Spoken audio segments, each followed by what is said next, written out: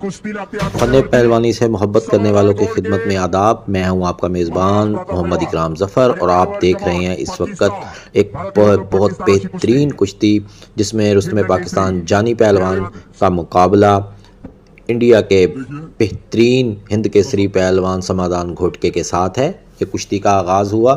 दोनों पहलवानों ने रवायती अंदाज से और अपने स्टाइल से कुश्ती का आगाज़ किया और ये कुश्ती इसलिए भी गैर मामूली है कि इसमें दोनों पहलवान अपने मुल्क की नुमाइंदगी कर रहे हैं। पाकिस्तान का पहलवान जानी पहलवान पाकिस्तान की नुमाइंदगी कर रहा है, जबकि समादान घोटके इंडिया की नुमाइंदगी कर रहा है। और आप ये कुश्ती देखें। हम इसमें जो ख़ास पॉइंट आएंगे उस पे आपके साथ हम कलाम भी होंगे, तबसरा भी जारी रहेगा और कुश्ती की मेन जो अकाइयाँ हैं वो भी हम आपसे शेयर करते जाएंगे। कुश्ती देखें और दोनों पहलवान को दाद दें। आप इस तरह कुश्ती देखें कि गोया कि आप इस अखाड़े में मौजूद हैं और ये कुश्ती आपके सामने हो रही है। महाराष्ट्र केसरी 2010चा महाराष्ट्र केसरी शाहू कुस्ती केंद्र कोल्हापूर। कैसा बेहतरीन मुकाबला हो रहा है। दोनों पहलवान फन की बुलंदियों पर मौजूद हैं। समादान घोटके हाइट के हिसाब से जानी पहलवान से कुछ कम है और इसका फायदा भी उठाएंगे, क्योंकि फन पहलवानी में छोटे कद वाला पहलवान नीचे से काम कर सकता है और बड़े कद वाले पहलवान को ऊपर से झुककर उसके साथ फन का मुजाहरा करना पड़ता है। और ये देखें, बहुत बेहतरीन तरीके से समादान घोटके ने नीचे से काम करते हुए जानी पहलवान जिसमें पाकिस्तान को नीचे रखा। जानी पहलवान वजन के लिहाज से भी जरा भारी भरकम है। समादान घोटके को ये भी एज है कि उसका वजन जरा कम है और अपने इस शरीर से वो फायदा उठा सकता है। जानी पहलवान मुसलसल और जानी पहलवान निकलने में कामयाब और दोनों पहलवान आमने सामने। समाधान घोटके टाळ्या करा की मंदिर मस्जिद अलग होता है, दोनों का एक पत्थर एक होता है। दीपावली मध्ये पण आली असतो आणि रमजान मध्ये राम असतो। आपण कधी भेदभाव करतो का?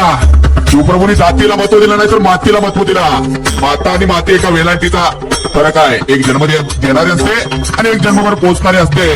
आले सूर्य चंद्रधारी हाती तर विसरायची नाही आपली माती, अशी माती विसरणार नाही म्हणून रणजिताने निर्धार केला मनाशी। कारण याच मातीने त्यांना झुलण्याची ताकद दिली, लढण्याची ताकद दिली, मानसिकता दिली, बळकटी दिली मनाला, अशी रणजितदादा देशमुख काय त्याला घेण्यासाठी दिलेला आहे। करमणुकीचा खेळ नवा, उद्यापासून आपली पोराचा तालमीत पाठवा, कारण ह्या जिल्ह्याला दैदिप्यमान इतिहास। काशिबा जाधव 23 जुलै 1952 15वी ऑलिम्पिक स्पर्धा फिनलँडची राजधानी हेलिसिंकीला पार पडली। आज अखेर 4 मेडल मिळाले या भारताला ऑलिम्पिक मध्ये कुस्तीच्या माध्यमातून। 23 जुलै 1952 हेलिसिंकीला, 20 ऑगस्ट 2008 ला बीजिंगला, चीनची राजधानी बीजिंगला, 11 ऑगस्ट 2012 लंडनला आणि 12 ऑगस्ट 2012 सुशील कुमार आणि योगेश्वर दत्त अनुकर्वे अशी 4 मेडल भारताला मिळाली। यात महाराष्ट्राच्या पैलवानांनी 5 मेडल रोख मध्ये घेतली राष्ट्रकुलला। तर 1 नंबरचे पैलवान चला आता सोनू कुमार, चला लवकर आपल्या या जिल्ह्याचे काशिबा जाधवांचं चरित्र सांगा म्हणून सांगता इथं 15 जानेवारी 1925 चा जन्म काशिबा जाधवांचा। गोळेश्वर नावाचं गाव आहे कराडजवळ छोटसा। तसं गोळेश्वरचे जन्मभूमी सातारा आणि कर्मभूमी कोल्हापूरला लढ घेण्यासाठी कुस्तीचे राजाराम कॉलेजला ऍडमिशन घेतला। 48 ला पहिल्यांदा समावेश झाला ऑलिम्पिक मध्ये काशिबा जाधवांचा। त्याच्या समवेत सर्जेराव सूर्यवंशी होते। पुन्हा 52 ला पुन्हा समावेश झाला। तर साहेब पैसे कमी पडला, मग त्यावेळी दाभोळकर गुरुजी होते प्राचार्य राजाराम कॉलेजचे। तर स्वतःचा बंगला राहून ठेवला आणि मग काशिबाला हेलिसिंकीला पाठवला। वडीवडीकर गुरुजींनी तर 3 महिने आपला पगार काशिबा जाधवांना खर्च केला। मग त्यावेळी महाराष्ट्राचे मुख्यमंत्री होते मोरारजी देसाई। त्यावेळी महाराष्ट्र स्वातंत्र्य नव्हता, मुंबई राज्य होता। मैदानात कुस्ती दिसते। शिवछत्रपती शिवरायांच्या विचाराचा वचनी वर्ष घेऊ माननीय रणजितभाई देशमुख त्यांचे सर्व सहकारी कुस्ती मैदान आयोजित केलं आंतरराष्ट्रीय दर्जाचं आंतरराष्ट्रीय कीर्तीचं आणि आता अंतिम टप्प्यात आलेलं शेवटची आणखी एक कुस्ती बाकी राहिलेली आहे कुस्ती लागणारे सोनू कुमार दिल्लीचा पैलवान हिंद केसरी असलेला आणि शहीद रुस्तुमे हिंद पाकिस्तान रुस्तुमे पाकिस्तान अशी कुस्ती होती दोघांनी मैदानात सोनू कुमार मैदान पे चलिए हिंद केसरी शहीद पैलवान मैदान पे आ जाइए पहलवान रुस्तुमे पाकिस्तान एक महान केसरी लढा लागला दुसरे महान केसरी तत्वर कापत आहे फोटोग्राफर तो छट टिपण्यासाठी बसलेले आहेत मांड्या घालून बसले जरा सावध बसा एका फोटोग्राफरला मगाशी बघितलं अंगावरती जर कुस्ती आली तर भरीत होईल भरायची पंचायत पुन्हा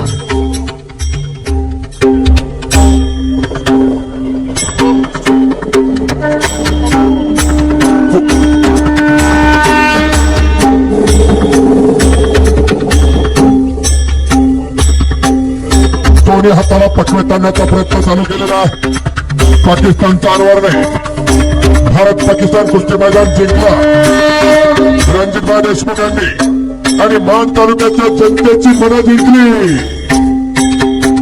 अशीच कुस्ती मैदानात जिंकत राहाल अशी अपेक्षा जनतेच्या माध्यमातून टाळ्या टाळ्या टाळ्या जरा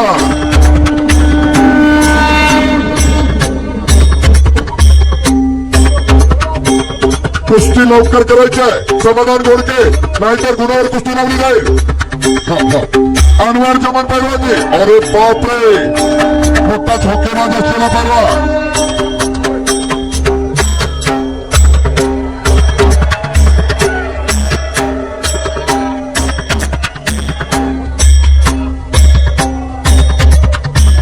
काय झालंय उमर भट्टा देखील पैलवान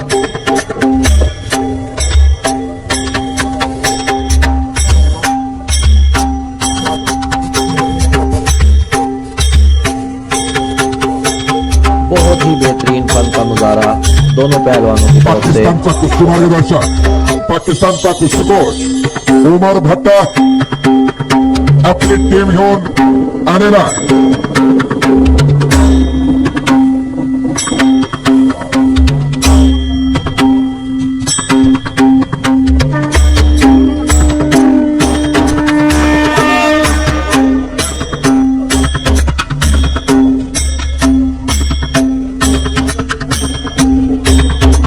रणहलगीच्या निनादात रणसिंगाच्या निनादात हे कुस्ती मैदान पार पडते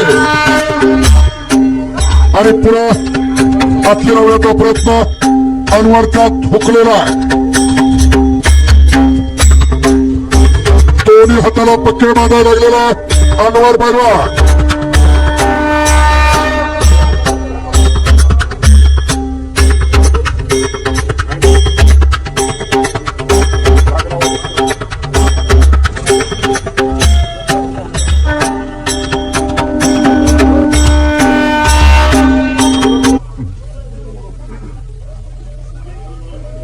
सोनू कुमार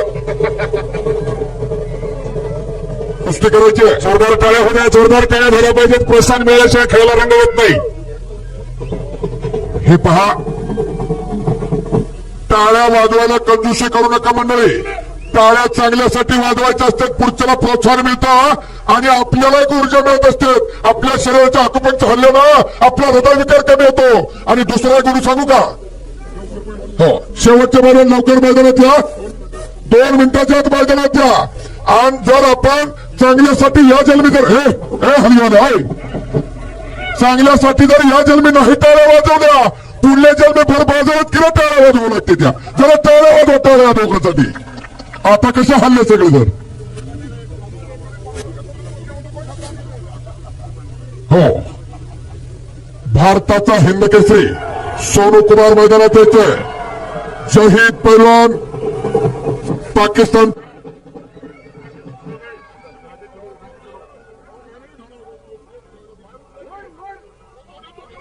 शेवटचे 3 मिनिटं राहिले प्रत्येक काटा भूतकाळात सरकायला लागला हे सबत असलं पाहिजे सगळ्याचं कब्जा घेतला आता अनवर जमानवर समाधान घोडकीना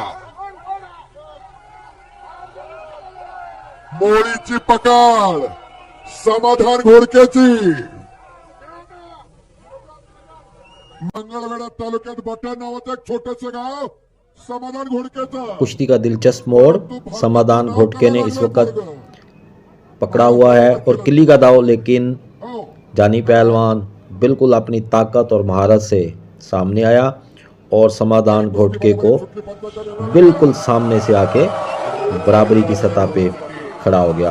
अब इस वक्त मुनसफ फैसला कर रहे हैं कि ये कुश्ती बराबर होनी चाहिए और मुनसफीन का फैसला दोनों पहलवानों को मानना लाजम होता है, लेकिन समाधान घोटके चैलेंज कर रहा है मुनसफीन को और उसने अब चैलेंज करके समाधान घोटके ने कुश्ती बराबर नहीं होने दी और फिर सामने आ गया। समाधान घोटके चूँकि मुनसफीन के फैसले को चैलेंज कर चुका है और उसने कुश्ती बराबर ना खेलने का फैसला किया है, तो अब हर सूरत में समाधान घोटके को ये कुश्ती जीतनी है, वरना उसकी बहुत बेइज्जती होगी कि उसने एक पहलवान के साथ मुनसफीन के कहने के बावजूद भी कुश्ती बराबर नहीं होने दी और अपने आप पे, अपने फ़न पे नाज करते हुए उसने कहा कि मैं कुश्ती बराबर नहीं होने दूंगा, मैं मुकाबला जारी रखूंगा, मैं जानी पहलवान से बढ़कर हूं, मेरी इसमें इज़्ज़त नहीं है कि मैं जानी पहलवान के साथ बराबर हो जाऊं, मैंने जीतना है और जानी पहलवान मुझसे कमतर है। ये चैलेंज होता है एक पहलवान का जब वो मुनसफीन का फैसला नहीं मानता। जानी पहलवान ने इसको नीचे रखा और आप जैसे कि आपको पता है कि जब कुश्ती का टाइम भी पूरा हो गया और कुश्ती बराबर की सतह पर गई थी, अब पॉइंट्स पे सिस्टम है। अगर जानी पहलवान समाधान घोटके को इसके घुटने ज़मीन के साथ टिकवा देगा और इसके शरीर के कुछ हिस्से ज़मीन के साथ लगा देगा, बिठा के इसको नीचे, तो ये कुश्ती समाधान घोटके हार जाएगा। और इस तरह से जानी पहलवान ने बिल्कुल उसको शिकंजे में लेके शर्त पूरी की और ये कुश्ती जानी पहलवान जीत चुका है, पाकिस्तान का पहलवान जीत चुका है। पाकिस्तान के पहलवान ने बहुत शानदार कुश्ती जीती और समाधान घोटके ने बहुत गलती की कि मुनसफीन का फैसला भी ना माना और कुश्ती भी ना जीत सका। अब समाधान घोटके को बहुत तकलीफ़ हो रही होगी कि काश वो मुनसफीन का फैसला मान के कुश्ती बराबर ही हो जाता। तो अब पगड़ी बंधवाई जाएगी रवायती तौर पर, जानी पहलवान रुस्तमे पाकिस्तान को और इनामात दिए जाएंगे। जानी पहलवान को मुबारक हो।